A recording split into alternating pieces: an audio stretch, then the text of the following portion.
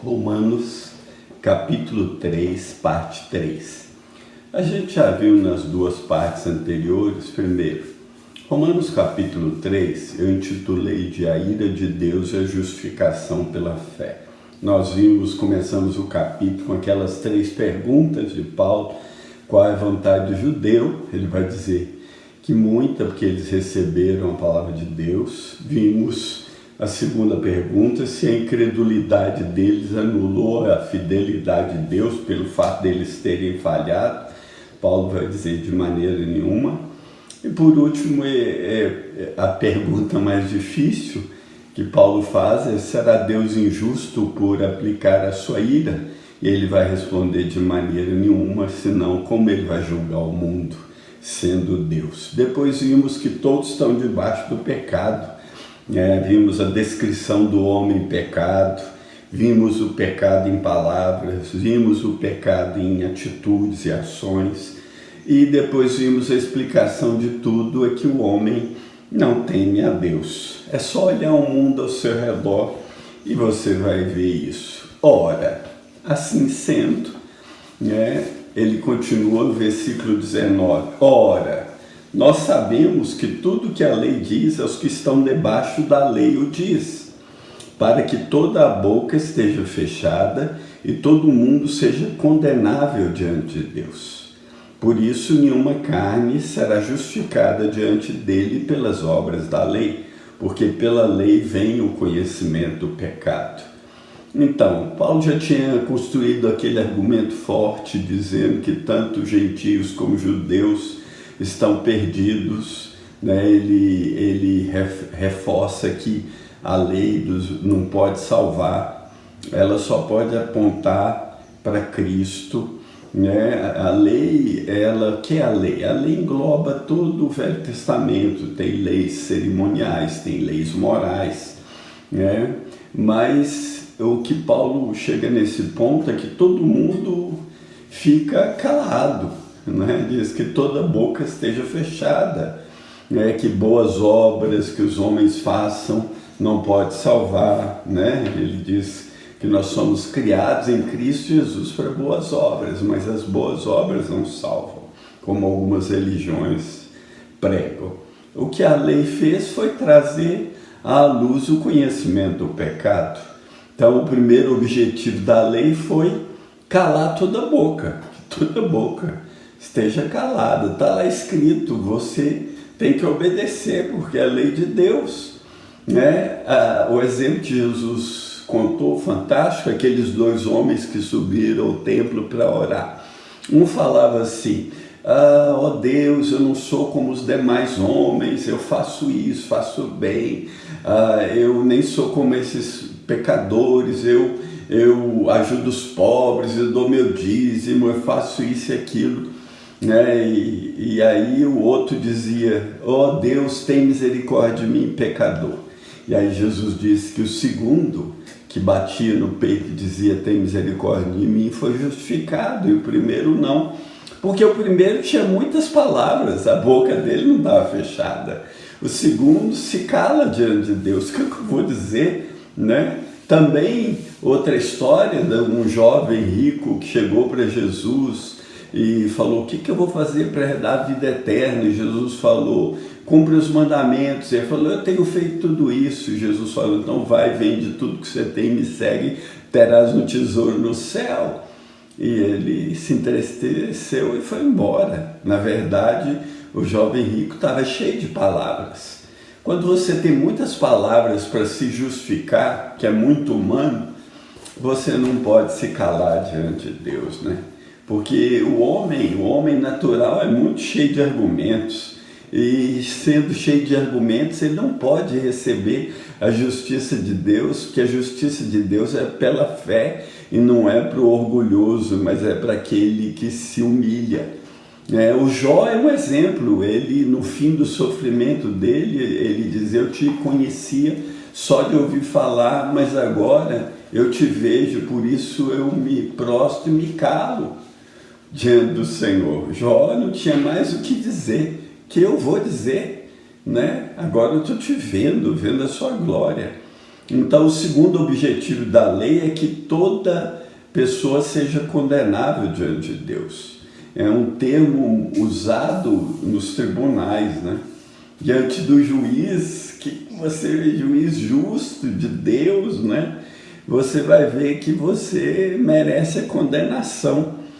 Então, o Evangelho trata disso, ele trata da justiça de Deus. Lembra no capítulo 1, diz que no Evangelho se revela a justiça de Deus de fé em fé, porque o Espírito Santo vem para convencer o homem do pecado, do juízo e da justiça. Então, essa fala do Evangelho é uma fala de o homem está condenado e precisa, o homem é culpado aos olhos de Deus, mas Deus enviou o seu Filho para resolver esse problema, e esse problema só é resolvido quando o homem se humilha e se cala. Em Hebreus tem uma pergunta interessante: como escaparemos nós se não atentarmos para uma grande salvação que Deus fez? Não tem como escapar se você não atentar para a salvação de Deus, só podemos nos calar. E aí, a partir do versículo 1, ele vai entrar na grande doutrina da justificação pela fé, apesar que ele já pincelou bastante a doutrina até aqui, Então, no versículo 21 ele diz: mas agora nesse tempo, nesse tempo que ele está colocando a palavra de Deus, nesse tempo que Jesus veio, se manifestou, mas agora se manifestou sem a lei a justiça de Deus, tendo testemunho da lei dos profetas. Sem a lei não é que não existe lei.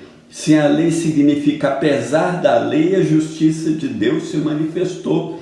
E ela tem o testemunho da lei e dos profetas, porque se você pesquisar atentamente no Velho Testamento, a justiça é um dos temas mais recorrentes e mais fortes ali.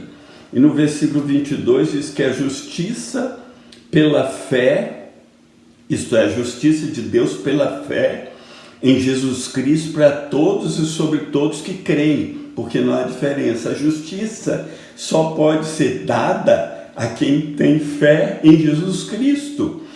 Fé verdadeira tem um objeto só: Jesus Cristo. Então, isso que a televisão mostra, aquelas coisas, aqueles atos religiosos ao redor do mundo, ao redor do país, fala grandes atos de fé. Se Jesus não é o centro, isso não é fé, e não é a fé salvadora, não é a fé que conduz o homem à justiça de Deus. Por quê? Porque todos pecaram e destituídos estão da glória de Deus. Então todo mundo é pecador e está desqualificado para a glória de Deus. O que significa isso? Todo mundo não pode ter acesso à glória de Deus. Ninguém pode ter acesso à glória de Deus por mérito próprio. Então, todos pecaram, estão destituídos, estão reprovados para habitar com Deus. Por isso é que só pela fé em Jesus Cristo, pela obra que ele fez naquela cruz, justificando o pecador, trazendo a justiça de Deus à luz, é que o homem pode ser salvo, porque todos pecaram. Jó, ainda voltando a Jó, no capítulo 9, ele pergunta assim: como pode ser o homem justo aos olhos de Deus? A resposta é uma só: ninguém pode ser justo aos olhos de Deus. Nós vimos, não há um justo, nós vimos anteriormente, não há um justo nenhum sequer. Então ninguém preenche os requisitos de santidade, de pureza, para serem aprovados por mérito próprio diante de Deus. Só um preencheu todos os requisitos para ser aprovado diante de Deus. Esse um é Jesus Cristo, nosso Senhor. Então, por isso que todo mundo está destituído. Agora, o versículo 24 tem uma revelação gloriosa. Versículo 24 do capítulo 3: sendo justificados gratuitamente pela sua graça, pela redenção que há em Jesus Cristo. Então, aí entra a grande doutrina da justificação pela fé. Nós somos justificados gratuitamente pela sua graça, pela redenção que há em Jesus Cristo. E como nós somos justificados? Como alcançamos essa redenção em Cristo Jesus? Pela fé nele, crendo nele, crendo na obra que ele fez na cruz e nos arrependendo, nos humilhando diante dele. E aí, gratuitamente pela graça, uma graça superabundante, uma graça redundante, gratuitamente pela graça. É graça multiplicada inúmeras vezes. Então nós somos justificados gratuitamente pela sua graça, pela redenção que há em Cristo Jesus. Então, a justificação pela fé é em Cristo Jesus. E ela é gratuita pela graça. Você abraça a fé, quando você entende que o Evangelho é o poder de Deus para a salvação daquele que crê, por judeu, grego, judeu e gentio, que o Evangelho descobre a justiça de Deus, revela, manifesta. De fé em fé, quando você entende isso, você só pode bater no peito e dizer: Deus tem misericórdia de mim, sou um pecador. E aí você entra na esfera daqueles que são justificados gratuitamente pela graça, pela redenção que há em Cristo Jesus. No próximo vídeo vamos continuar esse tema glorioso e maravilhoso.